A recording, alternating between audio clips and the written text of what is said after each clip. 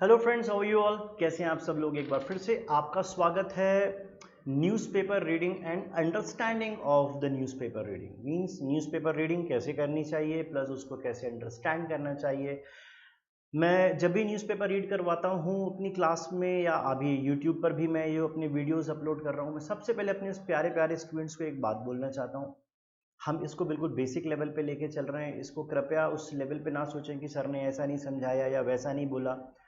हिंदी के शब्दों को मैं अपनी बोलचाल की भाषा में कोशिश करता हूँ कि मैं आपको समझाऊं, क्योंकि आपको कहीं लिखना नहीं है, बल्कि आपको ये पैराग्राफ न्यूज़पेपर रीडिंग में जब आप एग्ज़ाम सॉल्व करोगे ना, पैराग्राफ सॉल्व करना, पैरा जंबल करना, तब आपको ये थोड़ा मदद करेगा कि भाई कैसे सॉल्व कर रहा है। ठीक है, तो ये चीज़ें एक तो आपको मदद करेंगी, साथ ही साथ भाई हमें इंग्लिश आनी भी चाहिए और ज़रूरी नहीं कि हम उसी क्लिष्ट हिंदी के शब्द में ही इस चीज़ को बोलें, क्योंकि हम दिन भर बात करते हैं तो हम हमारी नेटिव लैंग्वेज में बात करते हैं, शुद्ध शब्दों का प्रयोग नहीं करते। इसलिए आप भी कोशिश करिए कि जब आप किसी न्यूज़पेपर की रीडिंग को करें तो उसके शुद्ध शब्दों को, हिंदी का बिल्कुल टफ वर्ड ढूंढने की कोशिश ना करें, आप आसान बोलचाल भाषा वाली शब्दों में ही इसको कोशिश करें। तो चलिए अब हम और देर नहीं करेंगे। अखबार मैंने लिया है, जैसा मैंने आपको बता दिया है, अखबार मैंने लिया है द हिंदू। ठीक है, और ये 6 तारीख का पेपर है। ठीक है, 6 तारीख का ये पेपर है, इसको मैं एक्सप्लेन करूंगा। एक और खास बात, ये हिंदू का जो पेपर है इसका एक स्क्रीनशॉट मात्र है। मैं इस तरीके से एक्सप्लेन नहीं कर रहा हूँ इसको, क्योंकि एक यूट्यूब में कॉपीराइट इशू भी आता है। हम पूरे पेपर को लेके डायरेक्ट डाउनलोड करके उसको एक्सप्लेनेशन नहीं दे सकते। तो आगे चल के मैं धीरे धीरे जो न्यूज़पेपर रीडिंग वाला सेशन है वो इसके स्क्रीनशॉट भी मैंने बंद कर दूंगा, और मैं सीधे आपको जब बताऊंगा कि भाई न्यूज़पेपर पढ़ रहे हैं तो आप समझ जाना कि न्यूज़पेपर में कौन से पेज पे क्या है, वो मैं सब बता दूंगा आपको। ठीक है, फिलहाल सिर्फ आपको समझाने के लिए मैंने इस स्क्रीनशॉट को रखा है। अभी हम चलते हैं। इसके स्क्रीनशॉट को बनाने के बाद मैंने क्या किया, इसके कुछ जो न्यूज़ है उसको मैंने यहाँ पे पूरा लिख दिया है एज इट इज़, और उसको मैं अब एक्सप्लेन कर देता हूँ। और एक खास बात, आपके सहूलियत के लिए मैंने एक चीज़ और भी करी है इसमें। देखिए, ये जो बड़ा वाला हिस्सा दिख रहा है ये तो हेडिंग है, ये सब हेडिंग है वो इसकी। और इसके अलावा मुझे जहाँ लगता है कि भाई ये वाला शब्द आपको समझने में दिक्कत आएगी या ये वर्ड अच्छे से समझ में आना चाहिए, तो वो मैंने ना रेड कलर का कर दिया है, ताकि जैसे ये वाला वर्ड है मैंने इसको रेड कर दिया ताकि आप इसे आसानी से समझ सकें। ठीक है, तो चलिए अब हम शुरू करेंगे न्यूज़पेपर रीडिंग। मैं ज़रा इसको हटा दूँ।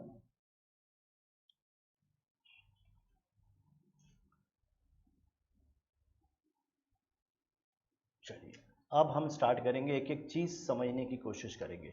सबसे पहले आप देख रहे होंगे ऊपर एक हेडिंग दिख रही है आपको, मॉडर्न सिंबल। सबसे पहले क्या लिखा है, modern symbol of Indian culture, Modi. जब ये कोलन लगा के किसी का नाम लिखा हो तो इससे पता चलता है कि ये वाली बात इस फला फला व्यक्ति ने बोली है, मतलब मोदी ने ये बात बोली है। इससे ये पता चलता है मोदी ने क्या कुछ कंटेक्स्ट में ये बात बोली है, मंदिर निर्माण को लेकर, जो अभी कल वो परसों गए थे उसी को लेके बात है। तो अब मॉडर्न सिंबल, मॉडर्न का मतलब आप शुद्ध शब्द में ना जाके आप क्या बोलते हो, मॉडर्न का मतलब होता है नया। ठीक है, मॉडर्न का मतलब होता है आधुनिक, और सिंबल का मतलब होता है प्रतीक। तो सिंबल यानी प्रतीक, मॉडर्न यानी ये आधुनिक प्रतीक है एक ऑफ इंडियन कल्चर। इंडियन तो आपको पता है भारतीय, और कल्चर मतलब क्या होता है, संस्कृति।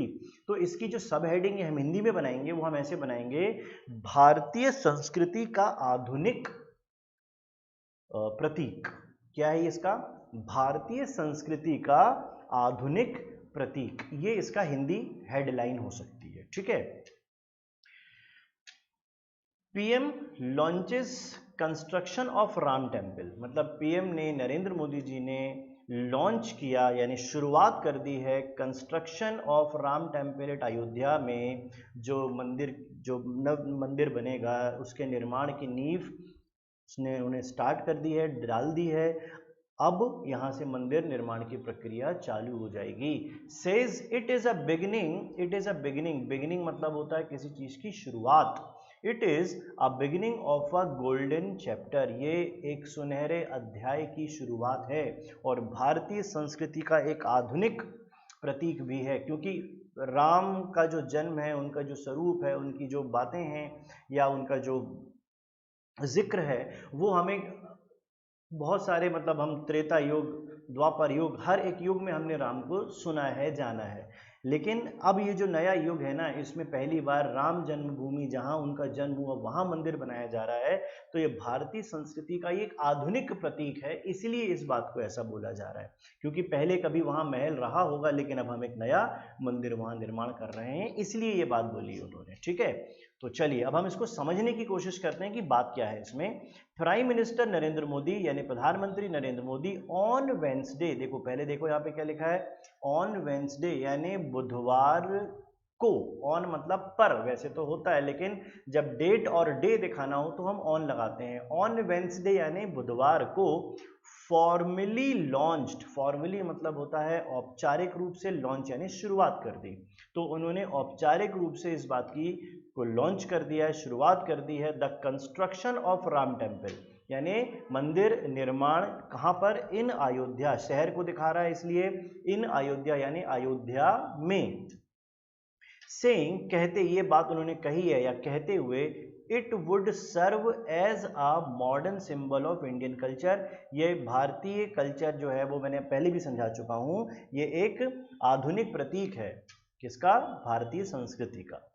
एंड विथ इट, और साथ ही साथ, एंड विथ इट और साथ ही साथ, the country was creating a golden chapter for itself, और साथ ही साथ भारत देश अपने स्वयं के लिए एक सुनहरा अध्याय की भी शुरुआत कर रहा है, क्रिएट निर्माण कर रहा है।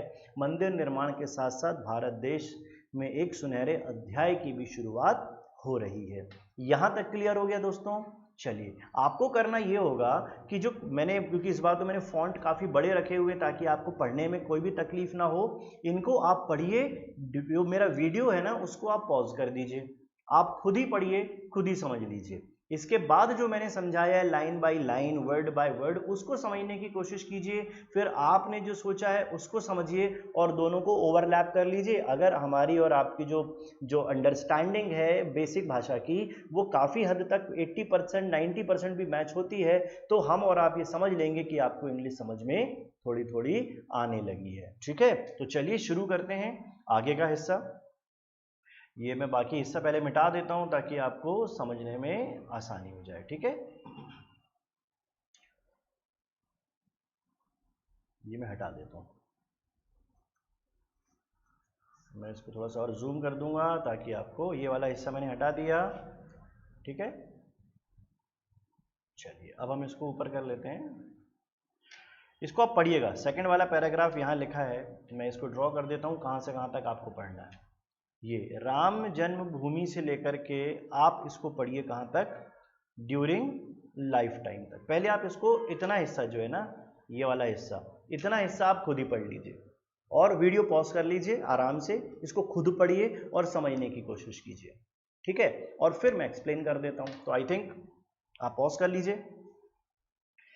तो चलिए अब मैं शुरू करता हूँ, आपने वीडियो खुद समझ लिया होगा। ठीक है, तो चलिए शुरू करेंगे। लिखा है राम जन्मभूमि मतलब जहां राम भगवान का जन्म हुआ, the birth place of Lord Ram, Lord Ram का जन्म स्थान, एज बिलीव्ड बाय हिंदूज, जो कि हिंदू धर्म के लोगों की मान्यता है, जहां पर उनकी ये मान्यता है कि यहां पर ही राम भगवान का जन्म हुआ है, had been liberated from the cycle of breaking and rising up again। यहाँ पे ब्रेकिंग एंड राइजिंग एक्चुअली क्या है, राम जन्मभूमि में उन्होंने ऐसा कहा है, ये हिंदू धर्म के लोगों की मान्यता है, यहाँ राम भगवान का जन्म हुआ। आज हम उस चक्र से, यहाँ पे साइकिल क्यों बताया गया, आज हम उस चक्र से फ्री हो रहे हैं। फ्री मतलब अभी तक क्या हुआ कि अयोध्या में जब से राम भगवान का जन्म हुआ से लेकर के आज तक न जाने कितने बार वो शहर नए तरीके से बसाया गया है, फिर से उसको खंडित या खराब या बर्बाद कर दिया गया, फिर वहां पर एक नई चीज का निर्माण हुआ, फिर कोई चीज खराब हुई। तो ये जो साइकिल है ना, निर्माण और किसी चीज को खराब कर देना, बर्बाद कर देना, निर्माण करा फिर खराब किया, तो ये साइकिल न जाने अनादिकाल से कई सालों से चलता चला रहा है। आज यहाँ मंदिर निर्माण हो जाने पर इस साइकिल को भी हम, इस प्रक्रिया को भी हम खत्म कर देंगे। अब इसके बाद यहाँ कुछ और नहीं होगा, सिर्फ मंदिर होगा। ये किसने कहा, राइजिंग अप अगेन, बार बार ब्रेकिंग, ब्रेकिंग का मतलब होता तोड़ना और फिर उठ खड़े होना, मतलब बार बार अयोध्या में चीजें टूटी और फिर से बनी। That had been going on centuries, कई शताब्दियों से यहाँ हो रहा था। Mister Modi said, mister Modi ने कहा, टर्मिंग इट, ऐसा उन्होंने कहा है, टर्म यानी होता है शब्द, ऐसे शब्दों का प्रयोग करके कहा है, it is a historic movement, ये एक हिस्टोरिक यानी ऐतिहासिक, मूवमेंट यानी पल या क्षण, ये एक ऐतिहासिक क्षण है। द सेंचुरीज ऑफ वेट, यानी जो शताब्दियों से हम इंतजार कर रहे थे, is getting over, getting over यानी आज वो इंतजार खत्म हो रहा है, टुडे यानी आज वो खत्म हो रहा है। ही सेड, ऐसा उन्होंने कहा। आफ्टर परफॉर्मिंग द भूमि पूजन, भूमि पूजन को परफॉर्म करने के बाद, क्योंकि आफ्टर लिखा है, for the temple here in a tightly arranged event, ये एक ऐसा इवेंट हुआ जो पूरा कार्यक्रम है वो बहुत ही टाइटली अरेंज था। टाइटली अरेंज का मतलब जो वहाँ पर जिस भी प्रकार के आयोजन और आयोजन करता थे, या जिस प्रकार से जो आयोजन हुआ है वो बहुत ही ज़्यादा उस पर निगरानी में हुआ है, बहुत ज़्यादा ध्यान में रखकर, बहुत ज़्यादा सक्रियता से किया गया है। इवेंट हेल्ड, यहाँ पे लिखा हुआ है देखो, हेल्ड एमिड, एमिड मतलब होता है बीचों बीच, और हेल्ड यानी होना, हेल्ड अमिड कोविड-19 पेंडेमिक, एक तो पूरी दुनिया में वैश्विक महामारी है, पेंडेमिक मतलब होता है वैश्विक महामारी, तो इस पेंडेमिक महामारी के बीचों बीच इस तरीके का आयोजन भी किया गया है, वो भी बहुत ध्यान में रखकर, और जैसे सोशल डिस्टेंसिंग का पालन कर कर भी, और कितने गेस्ट को बुलाने हैं, वो सारी चीज़ों को ध्यान में रखकर इस बड़े आयोजन को किया गया।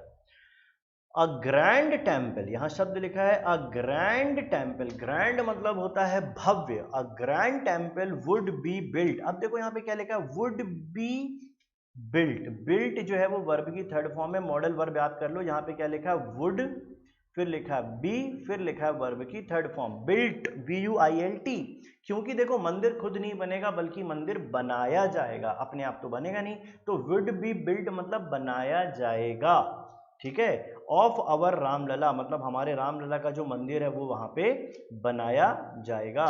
We had to live under, who had, who मतलब कौन, Ramlalla, who had to live under a tent, जिनको कई वर्षों तक, कई सालों तक टेंट में, एक पंडाल में रहना पड़ा, प्रधानमंत्री ने ऐसा कहा।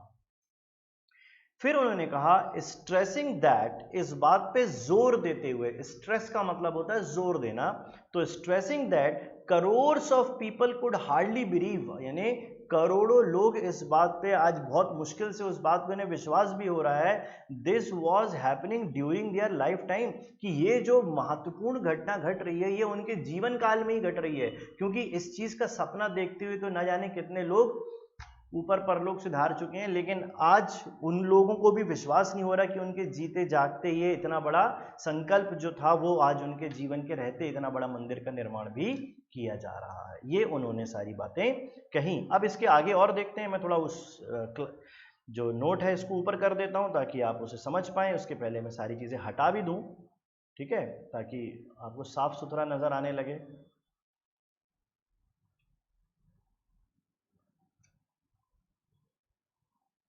1 second.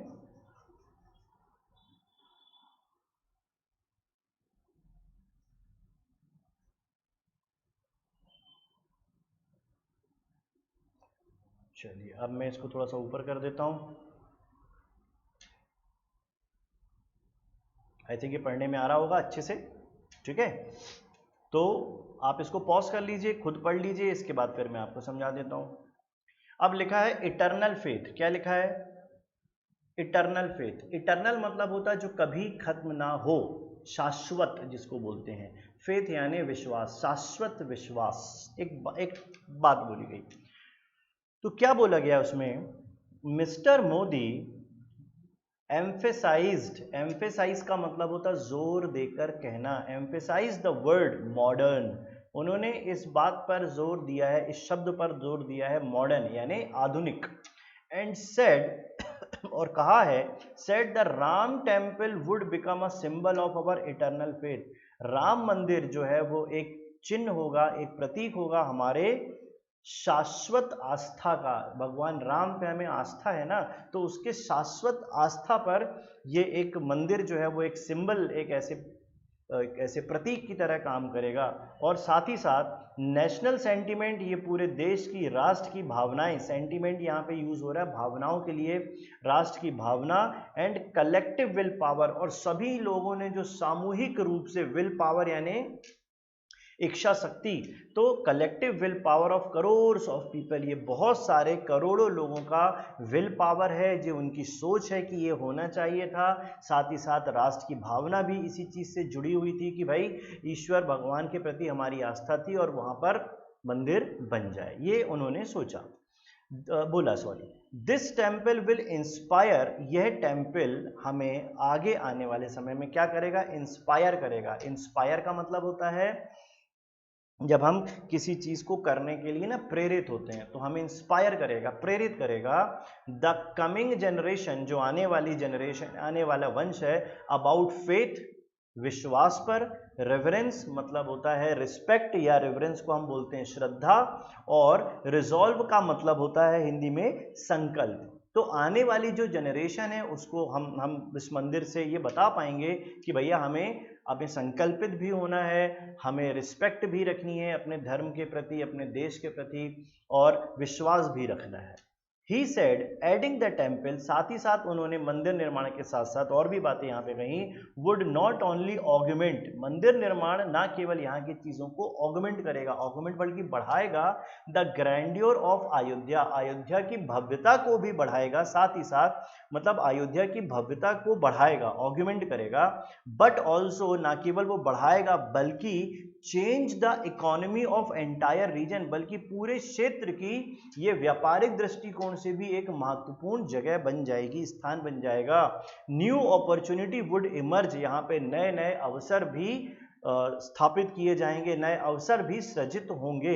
As people would come for a darshan, क्योंकि यहाँ पर लोग लॉर्ड राम और माता जानकी के दर्शन के लिए आएंगे, तो व्यापारिक दृष्टिकोण से भी और पर्यटन के दृष्टिकोण से भी चीजें बहुत ज्यादा यहाँ पे डेवलप हो जाएंगी।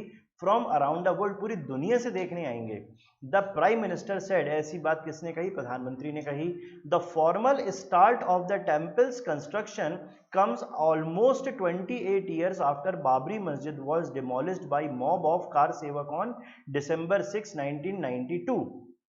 अब उन्होंने कहा आज से फॉर्मल यानी औपचारिक रूप से मंदिर निर्माण का कार्य शुरू किया जाएगा, जो लगभग 28 साल के बाद शुरू किया जा रहा है। 28 साल पहले वहां बाबरी मस्जिद हुआ करती थी, जिसको ढहा दिया गया, डिमोलिश मतलब तोड़ दिया या ढहा दिया गया, बाय द मॉब, मॉब यानी मतलब होता है गुस्साई भीड़, क्रोधित भीड़, तो गुस्साई भीड़ के द्वारा, वो कौन थे, कार सेवक लोग थे, और जिन्होंने 6 दिसंबर 1992 को बाबरी मस्जिद वहां गिरा दी थी, क्योंकि उनका ये मान्यता थी, या उनका मान्यता थी कि यहाँ पहले मंदिर था, और जो बाबर था उसने या जिस व्यक्ति ने भी वहां पे मंदिर हटाकर अपनी मस्जिद बना ली थी। तो कार सेवकों में गुस्साए लोग थे जिन्होंने उस दिन 6 तारीख को मंदिर तोड़ दिया था और वहां पर बाबरी मस्जिद बनाई थी। तो उस दिन उन्होंने वहां पे तोड़ दिया मंदिर, और 28 साल पहले की बात है जब मस्जिद तोड़ी, तब से आज तक आज वो दिन आया जब हम वापस वहां पे मंदिर बना रहे हैं। ठीक है, आई थिंक ये सारी लाइन आपको क्लियर हो गई। अब हम इसके और आगे चलते हैं, कुछ लोगों ने अपनी बात भी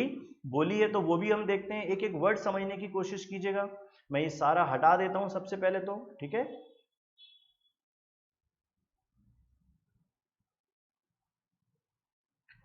डायरेक्ट हम न्यूज़पेपर नहीं ले पा रहे हैं, उसका कारण है दोस्तों कॉपीराइट एक्ट है, मैं डायरेक्ट न्यूज़पेपर नहीं ले सकता, वरना हमारा चैनल बंद हो जाएगा, आपको मैं जो सुविधाएं दे पा रहा हूँ वो नहीं दे पाऊंगा, इसलिए मेरी मजबूरी भी है। ठीक है, तो चलिए आगे देखते हैं। ये जो 1-1 लिखा है मैं इसको हटा दूं, ये आपको कंफ्यूजन कर देगा। ओके, अब शुरू करते हैं। अब आगे जो लोगों ने अपनी प्रतिक्रियाएं दी उनके बारे में भी लिखा है। अ प्राउड डे, ये एक गर्व का दिन है, किसने कहा, शाह मतलब अमित शाह ने कहा। It is a historic and proud day, ये एक ऐतिहासिक और गर्व का दिन है। Home minister Amit Shah said, Amit Shah ने, जो हमारे गृह मंत्री हैं, उन्होंने कहा the temple construction had become a reality, आज मंदिर निर्माण एक रियलिटी हो गई है, because of prime minister Narendra Modi strong and decisive leadership, क्योंकि हमारे जो प्रधानमंत्री हैं वो बहुत ही स्ट्रॉन्ग यानी एक दृढ़ संकल्प या दृढ़ता से निर्णय लेने वाले, और डिसीजन मतलब डिसाइसिव यानी कठोर निर्णय वाले, और उनकी लीडरशिप क्वालिटी भी इतनी स्ट्रांग है कि वो बड़े बड़े काम को भी करने में पीछे नहीं हटते और कैसे भी संकल्प लेके उस काम को कर लेते हैं। ये अमित शाह जी ने कहा। अब आगे देखते हैं, Ram can not be in hated.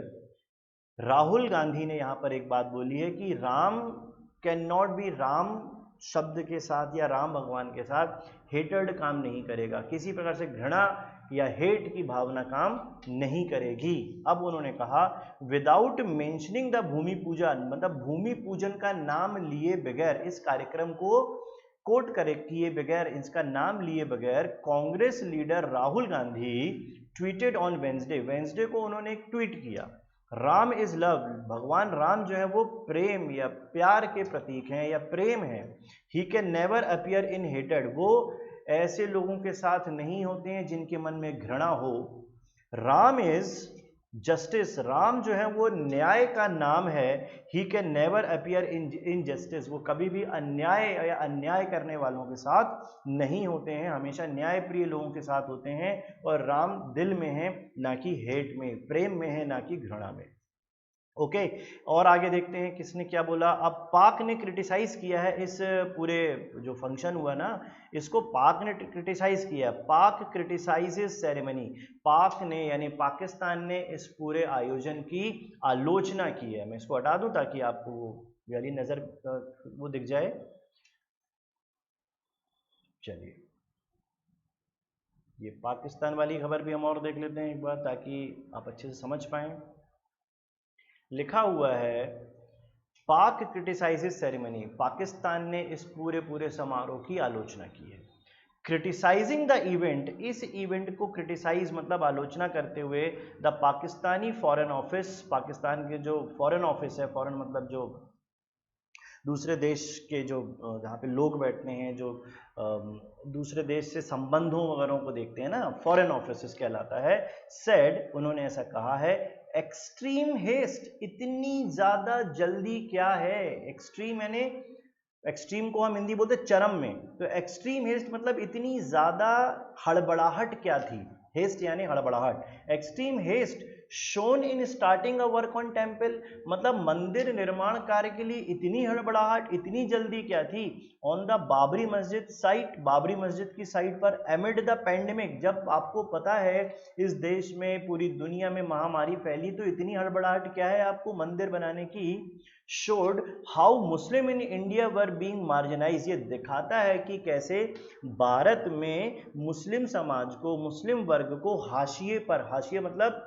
Margin पर रख दिया गया, मार्जिनलाइज मतलब हाशिए पर रख दिया गया, मतलब उनकी कोई कदर नहीं हो रही है, ऐसी बात पाकिस्तान के फॉरेन ऑफिस ने कही है। आई थिंक ये सब बकवास बातें हैं, हमको छोड़ देते हैं, हम मेन बात समझ लेते हैं। आपको आज की न्यूज़ का जो मैंने एनालिसिस तो मैं नहीं बोलूँगा, लेकिन जो शब्द लिखे हैं उनको मैंने आपको अब मेरी आसान भाषा में एक एक लाइन समझाने की कोशिश की है, और मैंने पूरी कोशिश की कि आप अपने वीडियो को पहले पॉज करिए, खुद समझिए, फिर मैं समझाता हूँ, ताकि आपकी जो रीडिंग है वो इम्प्रूव हो और अंडरस्टैंडिंग न्यूज़पेपर के प्रति भी इम्प्रूव हो जाए। जैसे जैसे आप इम्प्रूवमेंट की तरफ आगे बढ़ेंगे, मैं न्यूज़ बड़ी और टफ वर्ड्स वाली लेना शुरू कर दूंगा, ताकि आपकी अंडरस्टैंडिंग जल्दी इम्प्रूव हो जाए। तो ठीक है, हम फिर मिलेंगे एक नए न्यूज़पेपर रीडिंग एंड अंडरस्टैंडिंग में, जिसको मैं बोलूँगा इंग्लिश में, क्योंकि ये हिंदी और इंग्लिश का मिक्सचर है। उस सेगमेंट में फिर से मिलेंगे शाम को 5 बजे अगले दिन, और तब तक के लिए आप पढ़ते रहिए, जोश बनाए रखिए। और हाँ, मैंने अपने ग्रामर की क्लास भी अब शुरू कर दी है 10 तारीख से, अगर आप उसमें एडमिशन लेना चाहें तो आपका भी स्वागत है। आपको केवल नीचे स्क्रॉल चलने वाले नंबर पर कांटेक्ट करना है, नंबर है 7692846703। तो चलिए मिलेंगे एक नए वीडियो में, तब तक के लिए पढ़ते रहिए, मस्त रहिए अपने जीवन में। Bye bye.